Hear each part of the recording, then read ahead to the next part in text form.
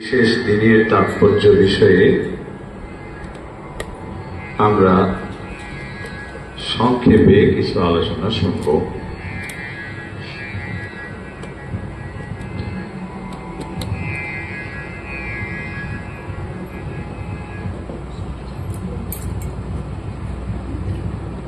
গুরু পূর্ণিমা এইটি ব্যাস পূর্ণিমা, আষাঢ় পূর্ণিমা,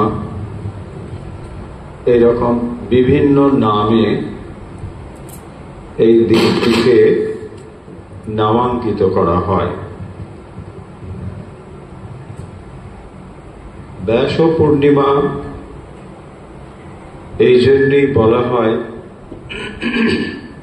যে আজকের দিনটিতে মহামুনি ব্যাসদেবের পূর্ণ আবির্ভাব বলে কোন পণ্ডিত মত প্রকাশ করেছেন। ভারতীয় ধর্ম তথা অধ্যাত্ম চিন্তায়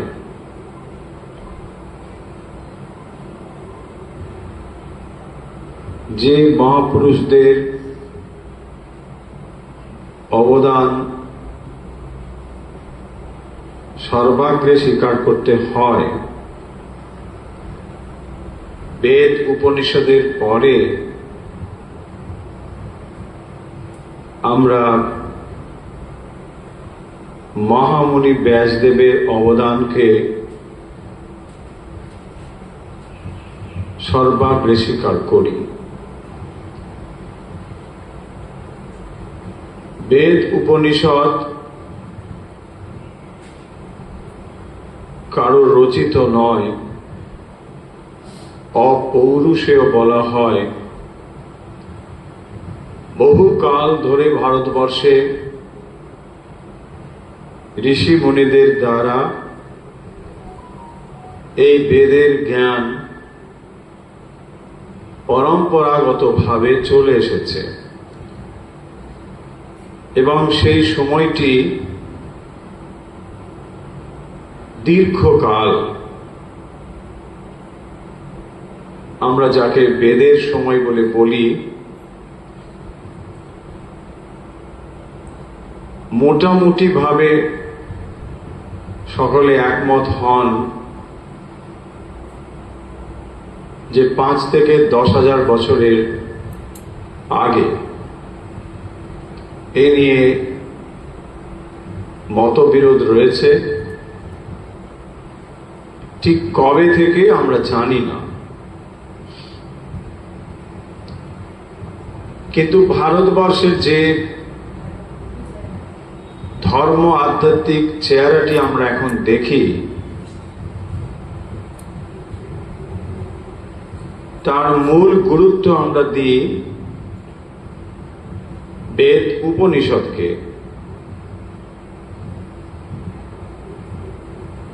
বেদের মধ্যে একটি ক্রিয়াকাণ্ডের দিক রয়েছে, অপর একটি চরম জ্ঞানের কথা রয়েছে, যাকে আমরা উপনিষদ বা বেদান্ত বলি।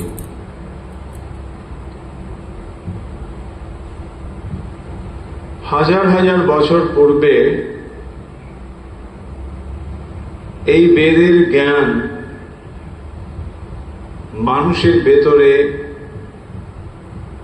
মুখে মুখে চলে এসেছে, কারণ তখনও লেখা বা লেখার পদ্ধতি আবিষ্কৃত হয়নি। তাই কেবল এগুলি মানুষের মুখে মুখে চলে এসেছে। যেহেতু হাজার হাজার বছর ধরে কেবল মানুষের মুখে মুখে চলে আসছে, তা পরিবর্তিত হওয়ার সম্ভাবনা প্রবল।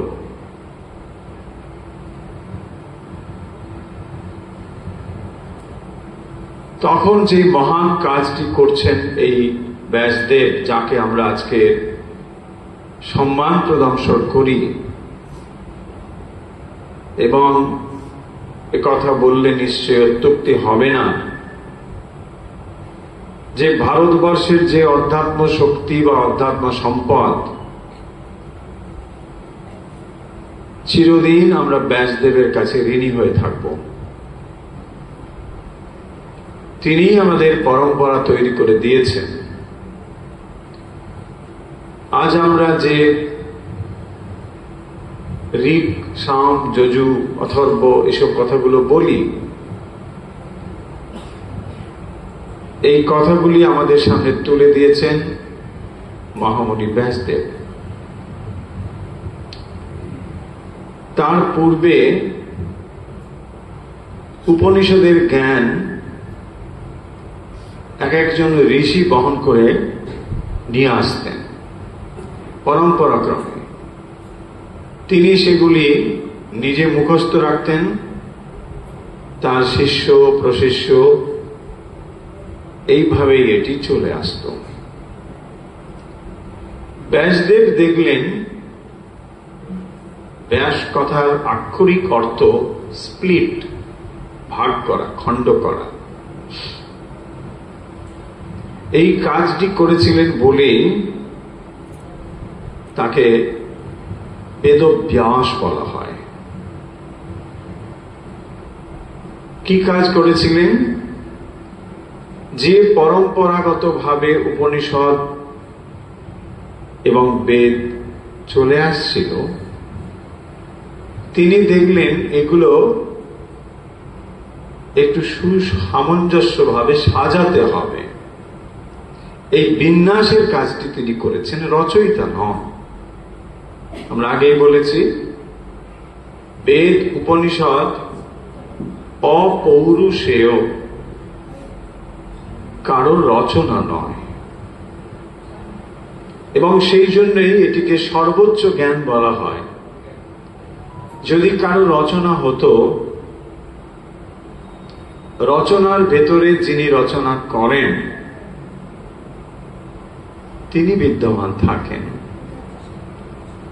আর যদি রবীন্দ্রনাথের কোনো লেখা পড়েন, তার লেখার ভেতর দিয়ে আসলে আপনি রবীন্দ্রনাথকেই খুঁজে পাবেন, কারণ সৃষ্টির ভেতরে তিনি নিজেই আসলে নিজেকে মেলে ধরেছেন। কিন্তু যেহেতু বেদ উপনিষদের জ্ঞান অপৌরুষেয়, তাই ব্যক্তির সীমাবদ্ধতা এই জ্ঞানের মধ্যে নেই।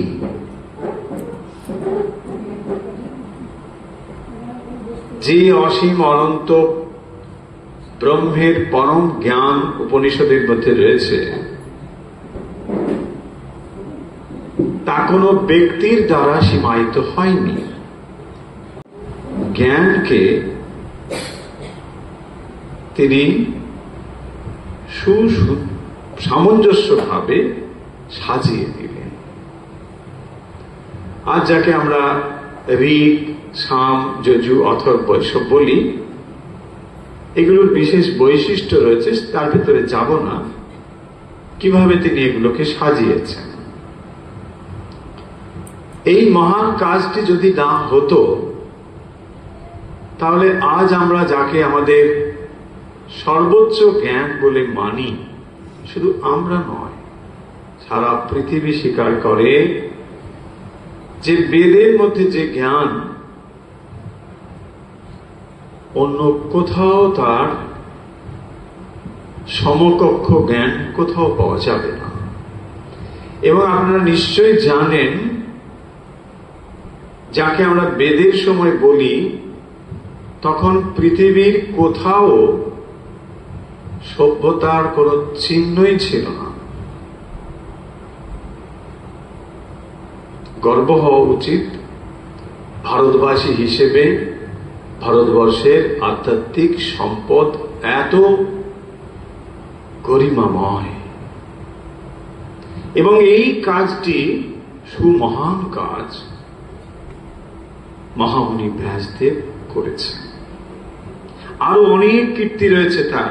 পুরাণ রচনা করেছেন, অষ্টাদশ পুরাণ, অষ্টাদশ উপপুরাণ, মহাভারত, এসব মহান কীর্তি তার রয়েছে। কিন্তু সবার উপরে যে কাজটি তিনি করেছেন তা হল বেদকে বিন্যাস করেছেন, বেদব্যাস। তাই আজকের দিনটি গুরুর পরম্পরার যেখান থেকে সূচনা, আদি গুরু মহামুনি ব্যাসদেবকেই আমরা সবাই শ্রদ্ধা জানাই। এখন এই যে গুরু পরম্পরা, আজকের দিন আমরা আমাদের গুরুকেও শ্রদ্ধা জানাই।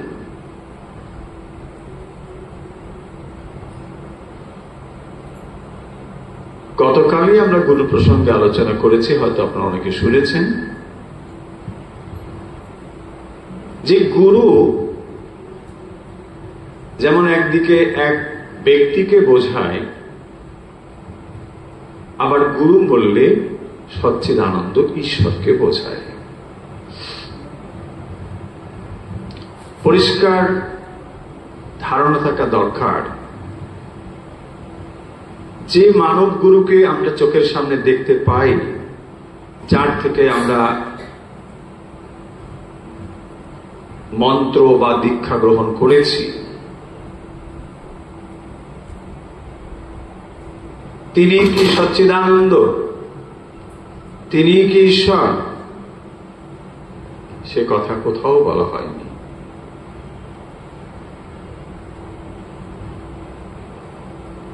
সচ্চিদানন্দ ঈশ্বর, পরমেশ্বর,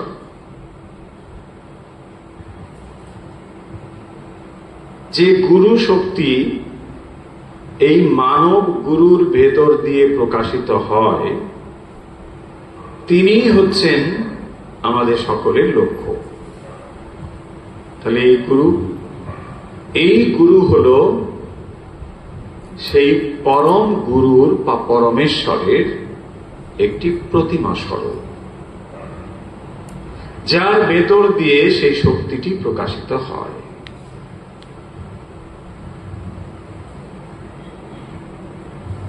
কারণ যে মানব গুরুকে আমরা দেখছি তার ভেতর সীমাবদ্ধতা রয়েছে, তিনি অসীম অনন্ত নন, কিন্তু তিনি সেই অসীম অনন্ত যে গুরু শক্তি তাকে স্পর্শ করেছে, তার ভেতর দিয়ে সেই অনন্ত অসীম শক্তিটি প্রকাশিত হচ্ছে। আবার দেখুন, সাধনা যখন সমাপ্ত হয় তখন গুরু এবং ইষ্ট এক হয়। তাহলে তফাৎ কোথাও থাকে, আবার কখনো তফাৎ থাকে না। সাধনার শুরুতে গুরু এবং ইষ্টের মধ্যে তফাৎ থাকে বই কি? যদি না থাকতো তাহলে দুটো কেন বলা হতো? থাকে। সাধনা যেদিন সিদ্ধ হয় তখন গুরু এবং ইষ্ট এক হয়ে যায়, তখন আর দুটো তত্ত্ব দরকার হয় না। কিরকম সহজে বুঝতে পারি? ততদিন আমার শিবলিঙ্গে পুজো করবার দরকার হয় যতদিন এই শিবলিঙ্গে আমি মহাদেবকে না দেখতে পাই। যখন শিবলিঙ্গে আমার মহাদেবকে দর্শন হয়ে যায় তখন আর এই শিবলিঙ্গে দরকার হয় না। লিঙ্গ মানে হলো চিহ্ন, প্রতীক। শিবলিঙ্গকে আপনি ভাঙলে মহাদেব পাবেন না।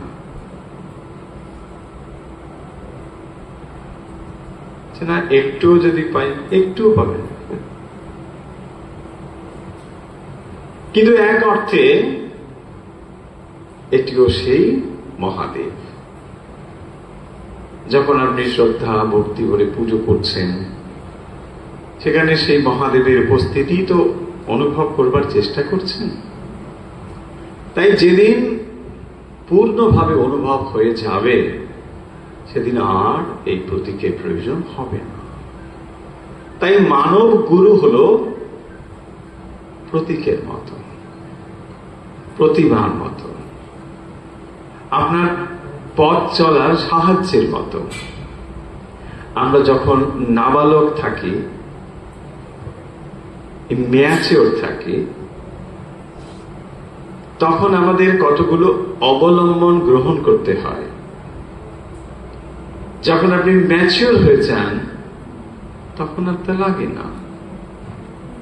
ছোটবেলার বইগুলোতে দেখবেন, মনে করে ভাবুন যে যেখানে কত চিত্র বিচিত্র সব ছিল, নানা রকম ছবি ছিল।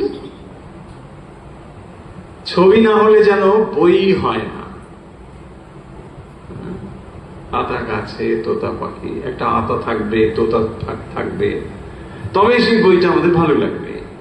যখন বড় হয়েছেন, আর বইতে কোনো ছবি আছে থারখান নেই, কারণ তখন আপনি তৈরি হয়ে গেছেন, আর ছবি লাগবে না। ঠিক সেই রকম যত সময় আমরা পরমেশ্বরে মন স্থির করতে না পারছি, তত সময় এই মানব গুরু দরকার হয়। আসলে মানব গুরু মানেই সেই পরম গুরু। যখন সচ্চিদানন্দের কথা বলেছেন শ্রীরামকৃষ্ণ বারবার, সচ্চিদানন্দই হল গুরু। সেই গুরু তত্ত্ব যার ভেতর দিয়ে প্রকাশিত হয়, তিনিও গুরু। এখন গুরু চিনব কি করে, গুরুর লক্ষণ কি, বহু আলোচনা করা যেতে পারে। আমরা সংক্ষেপে কতগুলো কথা কেবল মনে রাখবো।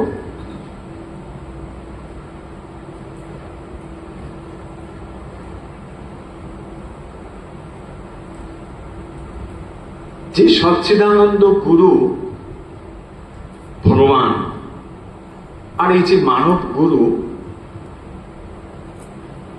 চিনব কি করে? প্রথম এই উত্তর হতে পারে যে আমরা যদি গুরু স্থির করি, মানে ইনি আমার গুরু, তাহলে আমি গুরুকে ঠিক করলাম, মানে মাস্টারমশাই ঠিক করার মতো। কি করে ঠিক করব? আমি তো অজ্ঞান। অজ্ঞান নাকি জ্ঞানী? যদি জ্ঞানী হয় গুরুর দরকার আছে? নেই। আমি অজ্ঞান। আমি যদি অজ্ঞান হই, তাহলে আমি গুরু ঠিক করব কি করে?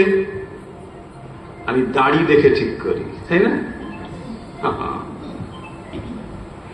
হাসি হাসি লাগছে, মিলে যাচ্ছে নাকি? দাড়ি দেখে ঠিক করব, তারপরে দেখব তার শারীরিক গঠন, তারপরে দেখব তার অবস্থান সামাজিক। দেখুন এগুলি হয় কিনা? কেন করব? যে আমরা চিনি না তো, আমরা জানি না তো, অজ্ঞান। আমি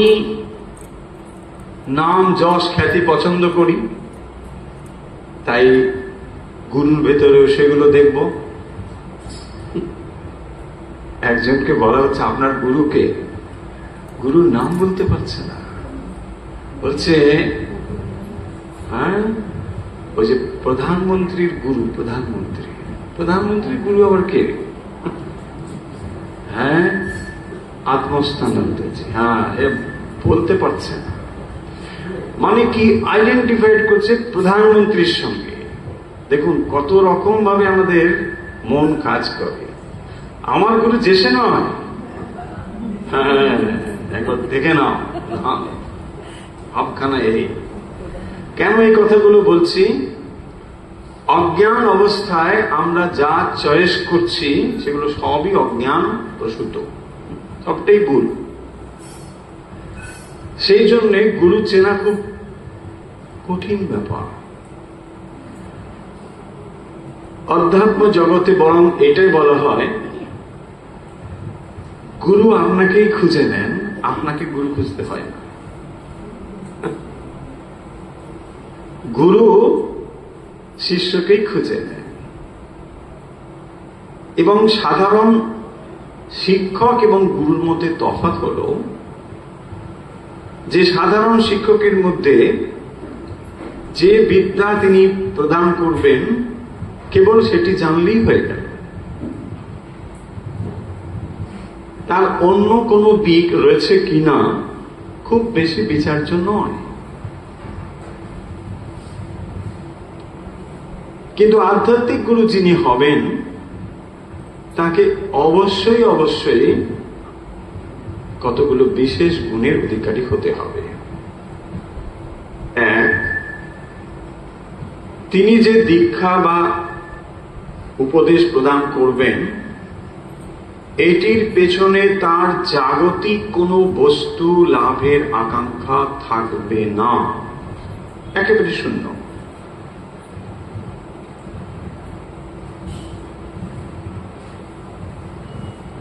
এবং তার দ্বারা তার কোনো মান, যশ, খ্যাতি এগুলোও থাকবে না।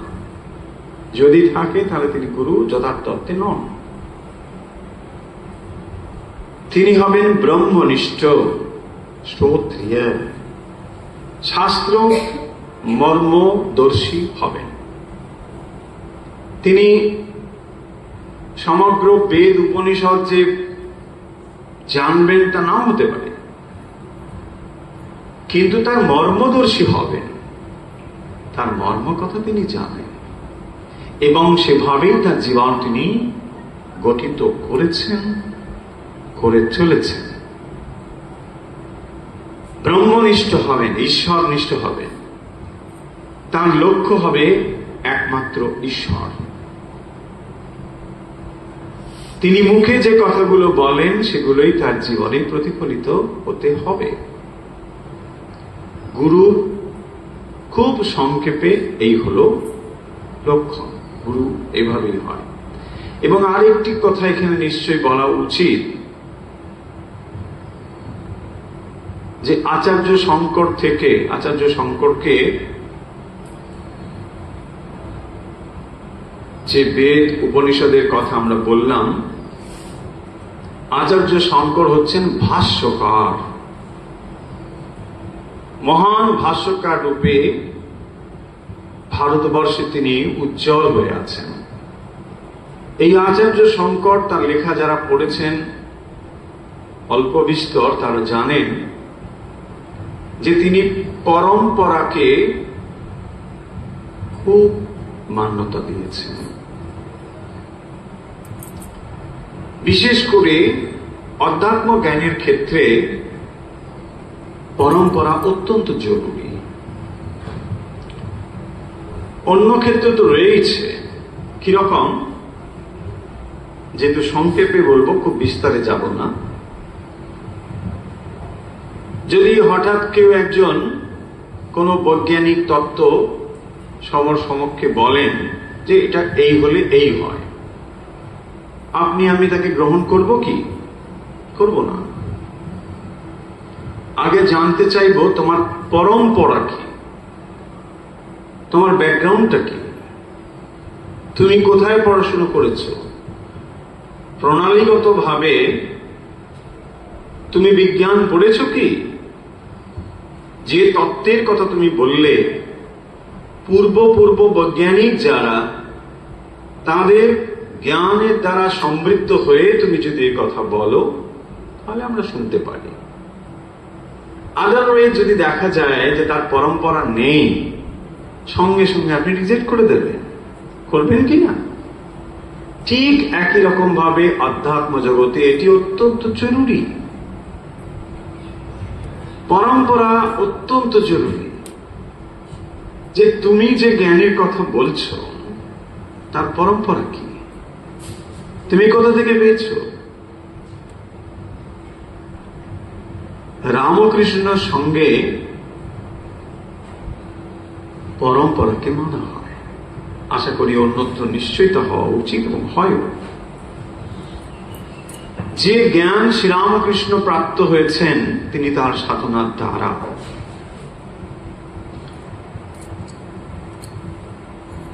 তিনি নিজেই সেলফ ডিক্লেয়ার গুরু হয়ে যেতেই পারতেন, কোনো পরম্পরা দরকার হতো না।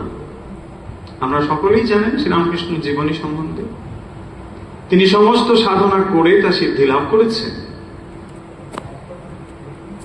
এখন তিনি জগতের সামনে গুরু হয়ে উদ্ভাসিত হতে পারতেন যে আমি এখন গুরু।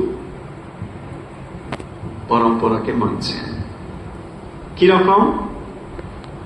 তিনি গুরুকরণ করেছেন। মহিমা দেখুন, গুরুর মহিমা। শ্রীরামকৃষ্ণ জানেন যে যে গুরু তিনি করছেন তারা কেউ পূর্ণ নন। তার মানে এই নয় যে তারা ব্রহ্মজ্ঞান লাভ করেননি। আমি শ্রীমৎ তোতাপুরীকে লক্ষ্য করেই কথা বলছি। তিনি পূর্ণ জ্ঞানী, সন্দেহ নেই, কিন্তু শ্রীরামকৃষ্ণের ভেতরে যে উদারতা ছিল সেই উদারতা শ্রীমৎ তোতাপুরীজির ভেতরে ছিল না। পরবর্তী সময়ে আমরা তা জানতে পেরেছি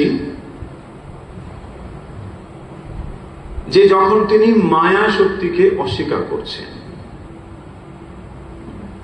গঙ্গায় ডুবতে যাচ্ছেন, এখ্যা দৈবী মায়া, জল পাচ্ছেন না, আরে তুমি ব্রহ্মজ্ঞানী, তুমি শক্তি মানো না। শ্রীরামকৃষ্ণের কাছে এসে তিনি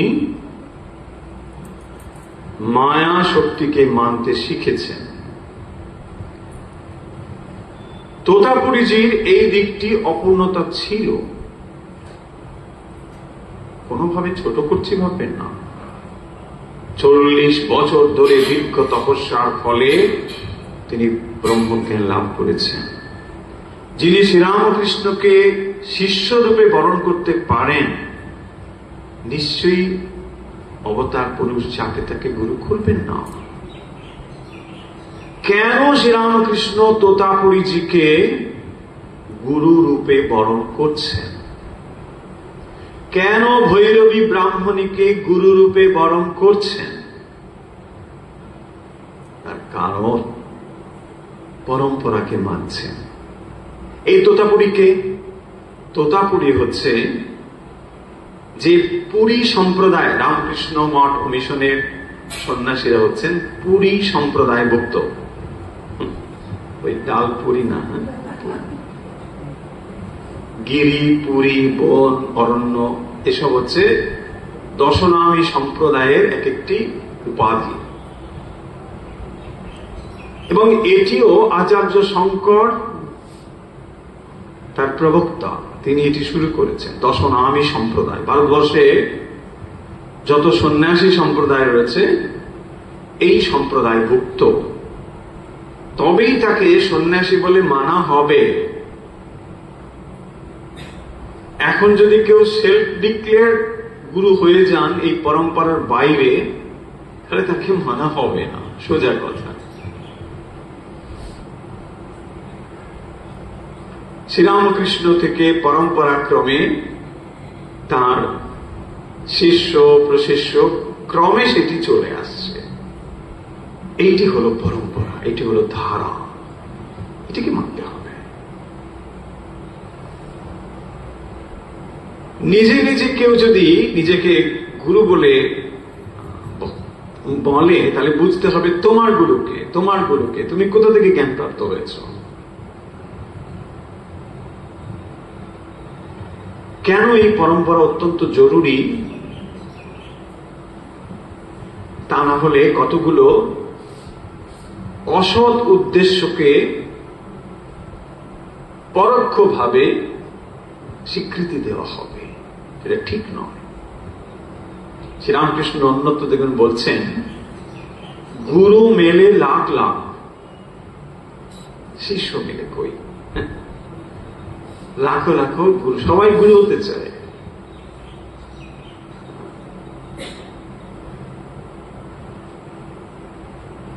তাই যখন আপনারা সমবেত হয়েছেন, মনে রাখবেন গুরুদের মধ্যেও আবার, মানে শিষ্যদের মধ্যেও আবার গুরুদের নিয়ে তুল্য মূল্য ব্যাপার রয়েছে, তুলনা রয়েছে।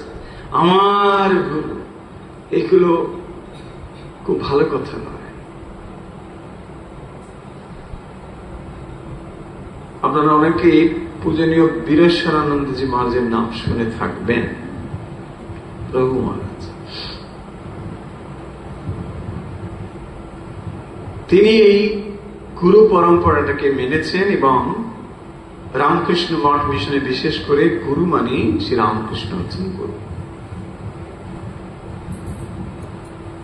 তা নাহলে কি হবে, ব্যক্তি গুরুকে প্রাধান্য দিয়ে এক একটি ছোট ছোট গোষ্ঠী বা দল তৈরি হবে, যেটা কখনোই কাঙ্ক্ষিত নয়।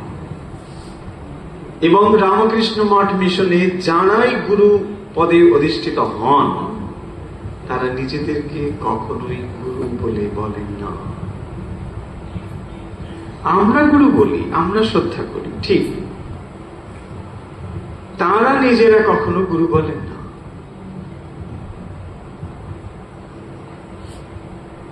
এটাই হচ্ছে বিশেষত্ব বা মহত্ব। এবং গুরুর ভেতরে যখন এই অহং ভাবটি আসবে, আমি, ভাববেন সর্বনাশ সেখানেই শুরু হলো। গুরুর ভেতরে এটা থাকবে না, যথার্থ গুরুর ভেতরে এটা থাকবে না। তাই গুরু শক্তি হলো সেই পরমেশ্বরের মহান শক্তি, যা পরম্পরাগত ভাবে চলে এসেছে।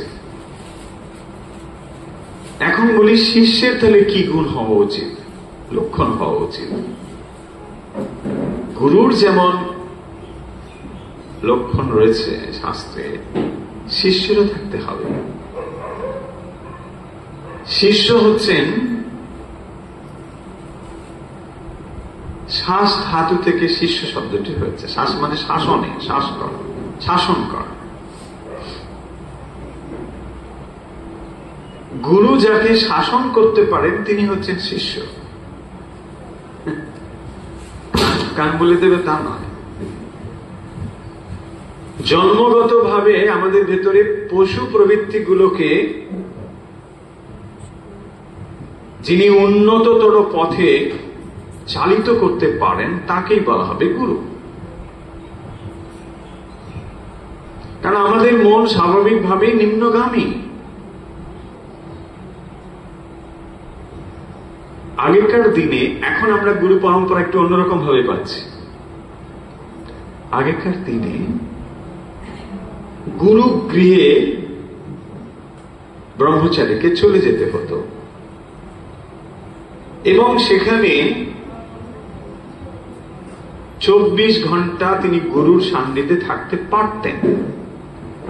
গুরু তার দোষ ত্রুটি ভালো মন্দ সব জেনে তাকে শাসন করতেন। আপনারা নিশ্চয়ই উপনিষদের গল্প অনেক পড়েছেন, সেখানে দেখবেন এরকম বহু কাহিনী রয়েছে। কিছুই না, তাকে বলা হলো তুমি যাও এই গরুগুলোকেই পরিচর্যা করো, যখন 1000 হবে তখন ফিরে আসবে। এটা একটা শিক্ষা। কত শ্রদ্ধা, কত ভক্তি থাকলে পরে তবে এই জ্ঞান প্রাপ্তির জন্য তাকে অপেক্ষা করতে হয় 1000 গুরু, মানে গরু তৈরি করে আসবে। আর তখনই গুরুদেব তাকে শিক্ষাদান করতেন। যুগ বদলে গিয়েছে, ধৈর্য আমাদের নেই। আমরা দীক্ষা নিতে গিয়েও ভাবি মানে পুরো দিন ছুটি নিতে হবে অফিসটা, মানে দীক্ষা হয়ে গেল, প্রসাদ ধারণ, তারপরে যদি এসে সেকেন্ড হাফ অফিস করা যায় কিনা। আবার অনেকে তো বলে এই কত বই বাবা এগুলো পড়তে হবে, সব কত। দেখুন কি অবস্থা আমাদের। 1000 গাভী সংখ্যা পূরণ করবার পরে ফিরে এলে পরে গুরু তাকে উপদেশ দান করতেন। এত ধৈর্য। আচার্য শঙ্কর কেরালা থেকে হেঁটে হেঁটে তখনকার দিনে নর্মদা তীরে গিয়েছেন গুরু সন্দর্শনে। ভাবুন একবার, কি ধৈর্য, কি প্রতীক্ষা। আর সেখানে এই ফলটি ফলেছে। তাই গুরুর যেমন লক্ষণ আছে, শিষ্যেরও থাকতে হবে। শিষ্যের মধ্যে থাকবে ব্যাকুলতা, পরম ব্যাকুলতা, শ্রদ্ধা।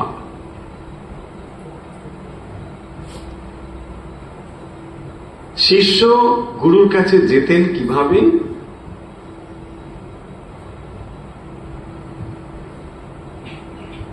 তখনকার দিনে গুরু যার যজ্ঞ করতেন তার যজ্ঞের জন্য কাঠের প্রয়োজন হতো, সেই জন্য সেখানে কাঠ নিয়ে যাওয়ার রীতি ছিল। গুরুর কাছে কাঠ নিয়ে গিয়ে রেখে প্রণাম করে গুরুর কাছে উপদেশ প্রার্থনা করত শিষ্য। গুরু তখন তার অবস্থা বুঝে তাকে সেইভাবে বলতেন। কখনো বলতেন যাও এখন থাকো, হয়তো সে থাকলোই অন্য শিষ্যের সঙ্গে অনেক দিন থাকবার পরে এখন দেখলো যে মন খানিকটা শান্ত হয়েছে, এখন উপদেশ দেওয়া যাবে। ধীরে ধীরে এইভাবে গুরুর সঙ্গে শিষ্যের একটি সুসম্পর্ক জেগে গড়ে উঠত এবং তার ফলে ওই উপদেশ কাজ করত। এখন যুগ বদলেছে, এখন আমরা কি করি? দীক্ষা গ্রহণ করে একটা উপদেশ গ্রহণ করে আমরা প্রায় সম্পর্ক শেষ করে ফেলি। প্রায় কারো কারো হয়তো গুরুর দর্শন আর হচ্ছেই না, কারো হয়তো হয়, ভাগ্যবান, কারো আর হয় না। তাহলে এই অবস্থায় আমরা করব কি? প্রশ্ন হতে পারে, তাই না? দেখুন, পুরনো অবস্থাকে তো আমরা আর ফিরিয়ে আনতে পারবো না। যদি এটা সম্ভব হতো যে আপনার আধ্যাত্মিক উন্নতি অবনতি লক্ষ্য করে গুরু আপনাকে ঠিক ঠিক উপদেশ তৎ সময়ে দিতেন, তাহলে নিশ্চয়ই সেটা ভালো হতো, কিন্তু সেটা সবসময় পাওয়া যাবে না। বর্তমান সময় তো প্রায় অসম্ভব বললে খুব অতিরিক্ত বলা হবে বলে মনে হয় না। তার জন্য দুঃখ করারও কিছু নেই, মন খারাপেরও কিছু নেই।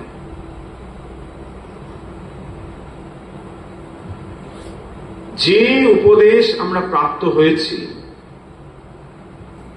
তাতে যদি মন স্থির করে আমরা অগ্রসর হই, নিঃসন্দেহে ফল ফলবে।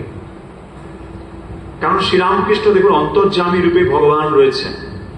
আমি ধরে নিলাম আপনি কোনো ভুল কিছু করে চলেছেন, সাধারণ বিষয় বলছি।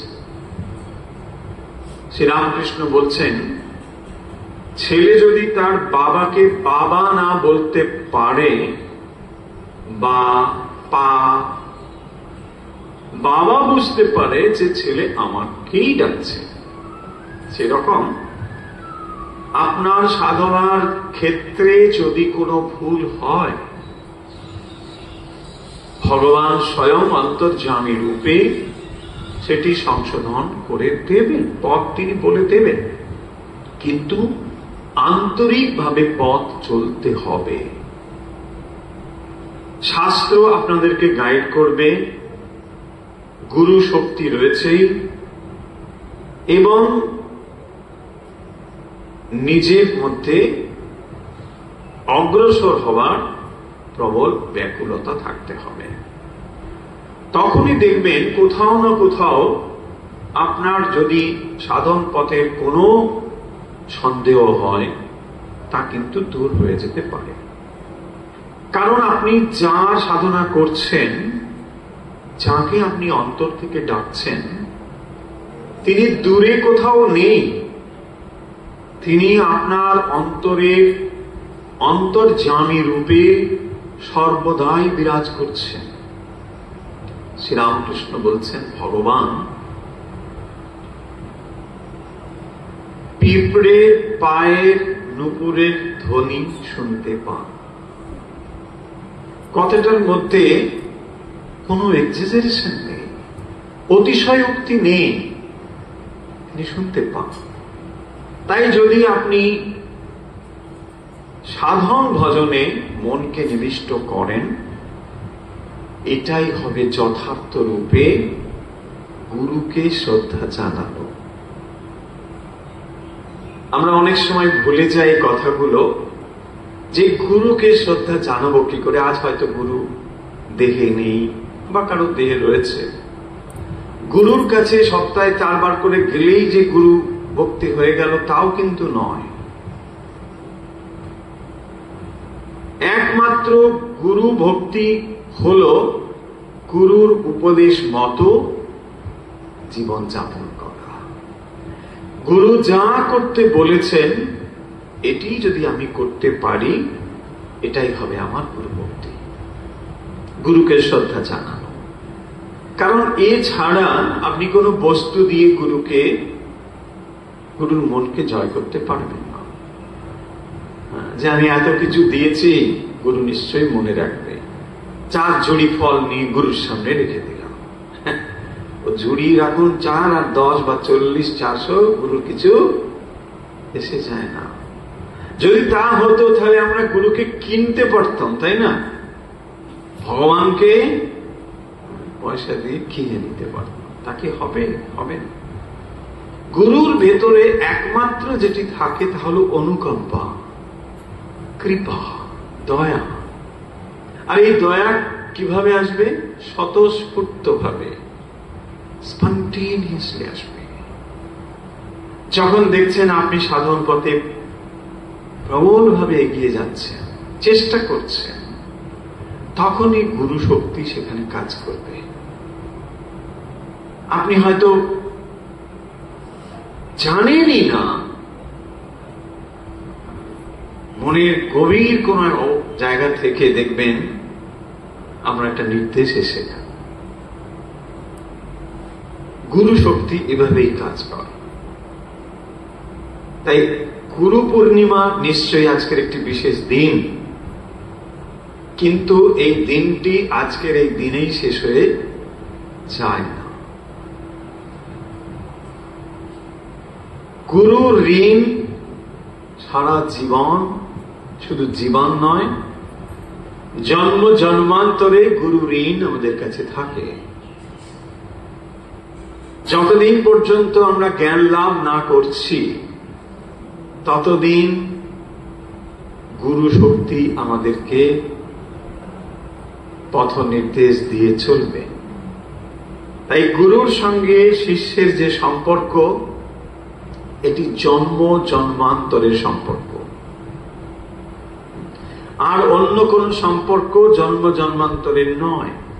যদিও কেউ কেউ বলেন নাকি স্বামী স্ত্রী অমুক তমুক 7 জন্ম ওদিক, 7 জন্ম এদিক। কি অবস্থা! মানে এমন ভাবে জড়িয়ে গেছেন, 7 জন্ম না হলে ছাড়ানোর প্রশ্ন খুব সাংঘাতিক। সেটাকে আবার অনেকে গর্ব টর্ব করে। যাই হোক, অবশ্যই বিষয়ে যাচ্ছি না। ভালো কথা, আমি বললে আবার অনেকে রাগ করতে পারে, বলছে আপনি মশাই কিছু বোঝেন, চুপ করুন। ঠিক আছে, গুরুর সঙ্গে শিষ্যের যে সম্পর্ক, জন্ম জন্মান্তরের, এবং এই সম্পর্ক এটি কোনো লেনা দেনা নেই। সেই জন্য দেখুন অহেতুক প্রেম বলা হয়, অহৈতুকী ভালোবাসা, ভক্তি কোন হেতু ছাড়াই ভগবানের সঙ্গে এই সম্পর্ক। তাই আজকের শুধু এই দিনটি নয়, শিষ্য হিসেবে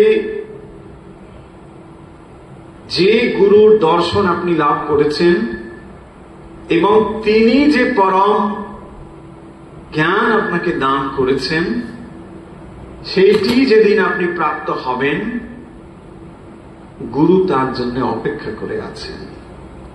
কবে আপনি সেই পরম জ্ঞান প্রাপ্ত হবেন, নিজেকে জানবেন, সত্যকে উন্মোচিত করবেন, সেইটিকে স্মরণ করবার জন্যই আজকের এই বিশেষ দিনটি উদযাপন। ব্যাসদেব থেকে শুরু করে যে পরম্পরা ক্রমান্বয়ে চলে এসেছে, আজ যে গুরুর কাছে আপনি উপদেশ দান লাভ করেছেন, এই সমগ্র পরম্পরাকেই শ্রদ্ধা জানানোর দিন হল গুরু পূর্ণিমা।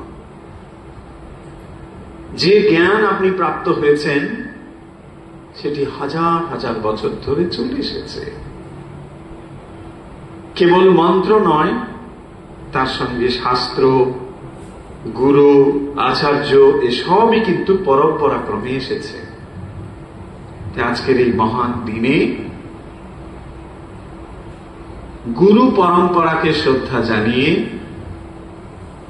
সেই সচ্চিদানন্দ ব্রহ্মই হচ্ছেন গুরু, যা মানব গুরুর ভেতর দিয়ে প্রকাশিত হচ্ছে এবং যুগ যুগ ধরে পরম্পরাক্রমে যা প্রকাশিত হবে তাকে আমরা শ্রদ্ধা জ্ঞাপন করি।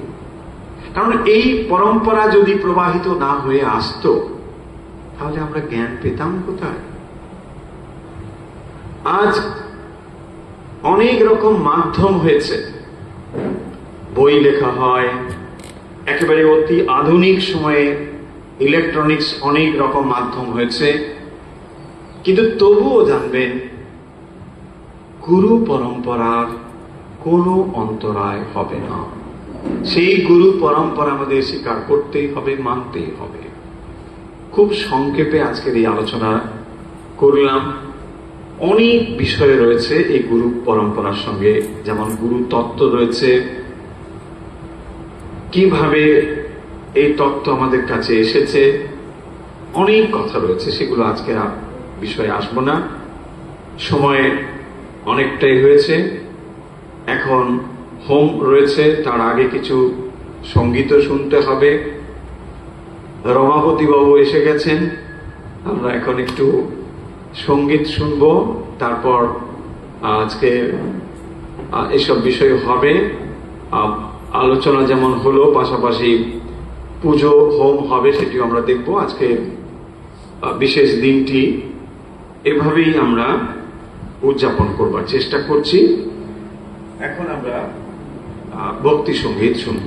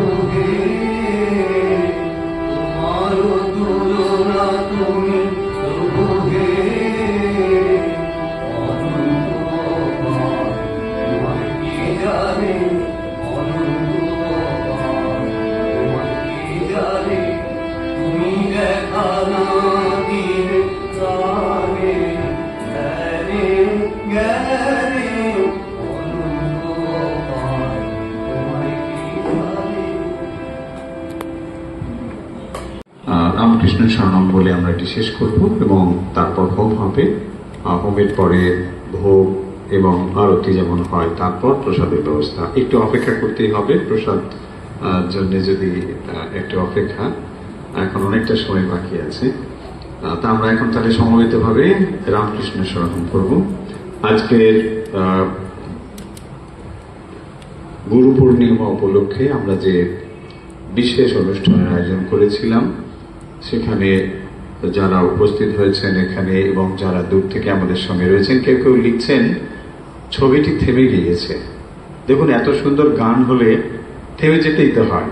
এই ছবি থেমে গেছে, এতে অসুবিধে কি আছে? এটাই স্বাভাবিক, তাই না? গান যখন হয় বা ভালো কিছু যখন হয়, তখন আমরা কি হই? দাঁড়িয়ে পড়ি।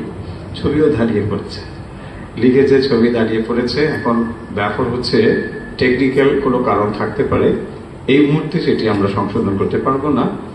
অডিও যদি যাচ্ছে, শুনতে যদি পারেন তাহলে শুনতে নিশ্চয়ই পারবেন।